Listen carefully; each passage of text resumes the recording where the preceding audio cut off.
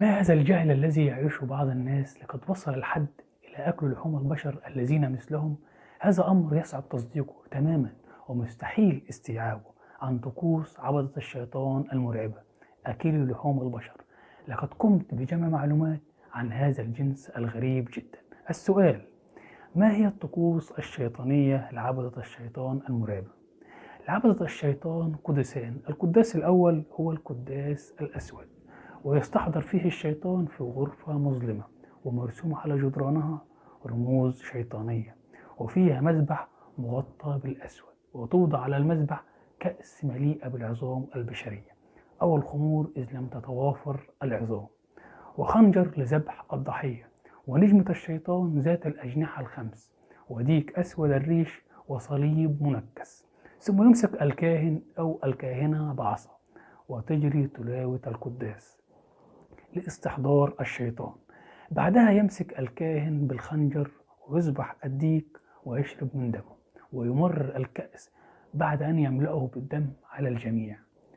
أما القداس الثاني فهو القداس الأحمر الذي يذبح فيه بشري بدلا من الديك، طفل على الأرجح، أو في بعض الحالات التي يتعذر فيها الوصول إلى طفل ابن زاني في الغالب حتى لا يكون له أي معلومات في سجلات الدولة، مما يسهل عليهم ذبحه وشرب دمه ثم أكله. وتحدث الشيخ سعد الله السباعي عن هذه الظاهرة قائلا: عملية الدخول إلى عبدة الشيطان تقسم إلى مرحلتين. المرحلة الأولى وهي مرحلة من قبل الطقوس الشيطانية، وفيها يستدرج الشباب إلى المخدرات والجنس الذي غالبا لا يستطيعون مقاومته، فينخرطون في هذه الأجواء ويدمنون ملذاتها في شكل لا يمكنهم منه العودة عنها أبدا.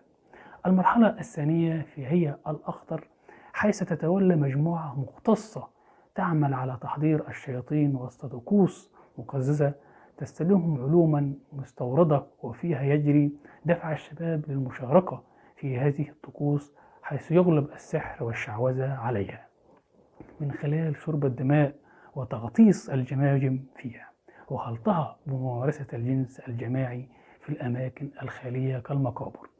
ويعتبرون أنهم بهذه الأفعال يستمدون القوة من الأموات والشياطين والجنس. وفي هذه المرحلة بالذات تكشف الأقنعة وينغمس الشباب كليا في عادات عبدة الشيطان وطقوسهم، ولا يستطيعون الانفصال عنهم لأنه ممنوع وغير مسموح.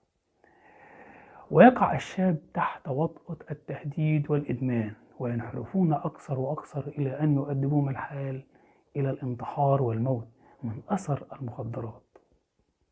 نأتي إلى طقوس عبدة الشيطان، فهي بين أمرين: إما طقوس مفرطة حتى إنها تصل لدرجة مقززة مجموجة إلى الغاية، وإما طقوس دموية يخرج فيها هؤلاء عن الآدمية إلى حالة لا توصف إلا بأنها فعلا شيطانية، لعل أدناها شرب الدم الآدمي المأخوذ من جروح الأعضاء، وليس أعلاها تقديم القرابين البشرية، وخاصة من الأطفال، بعد تعذيبهم بجرح أجسامهم والكي بالنار ثم ذبحهم تقربا لإبليس عليه لعنة الله.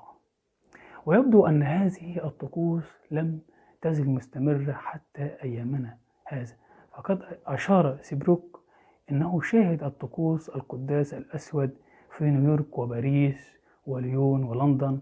ويصف المؤلف البريطاني المعاصر جوليان ريلينك هذه الطقوس قائلا: يقام القداس الأسود في منتصف الليل بين أطلال كنيسة خرابة برئاسة كاهن مرتد ومساعدته في البغاية، ويتم تدنيس القربان بوراث الآدميين، وكان الكاهن يرتدي رداء كهنوتيا مشكوكا عن 3 نقاط، ويبدأ بحرق شموع سوداء، ولابد من استخدام الماء المقدس لغمس المعمدين من الأطفال غير الشرعيين حديث الولادة. ويتعمد تزيين الهيكل بطائر البوم والخفافيش والضفادع والمخلوقات ذات الفأل السيء. ويقوم الكاهن بالوقوف مادا قدميه اليسرى إلى الأمام، ويتلو القداس الروماني الكاثوليكي معكوسا، وبعدها مباشرة ينغمس الحاضرون في ممارسة كل أنواع العربدة الممكنة وكافة أشكال الانحراف الجنسي أمام الهيكل. ويجزم فرانكلين أن كثير من الناس في العصر الحديث يجتمعون لإقامة القداس الأسود بشكل أو بآخر. وعلى سبيل الاستدلال فقد اكتشف حاكم أيرش في اسكتلندا أن هذه الطقوس كانت تقام في إحدى كنائس القرن السابع عشر المهجورة التي تهدمت أركانها. ومن بين الدلائل التي وجدها نسخة من الإنجيل مشوهة وزجاجة خمر قربان مكسورة ورسم لصليب مقلوب بالطباشير على الهيكل. وفي عام 1963 كتبت إحدى الإمارات قصة جنسية لمجلة بريطانية عن القداس الأسود الذي شاهدته بنفسها. ومن الحقائق المعترف بها أن ذلك القداس قد انتشر بشكل كبير في شمال إنجلترا وأصبح شائعا ومنتشر بين عبدة الشيطان. ما أقوله سوى ليحفظنا الله تعالى من كل هذه الخرافات التي تؤدي بفساد أفراد المجتمع وإدخالهم نار جهنم. انتظروا مني مواضيع أكتر إن شاء الله الأيام المقبلة. لحظة، لا تنسوا الاشتراك بقناتي وشكرا. سلام.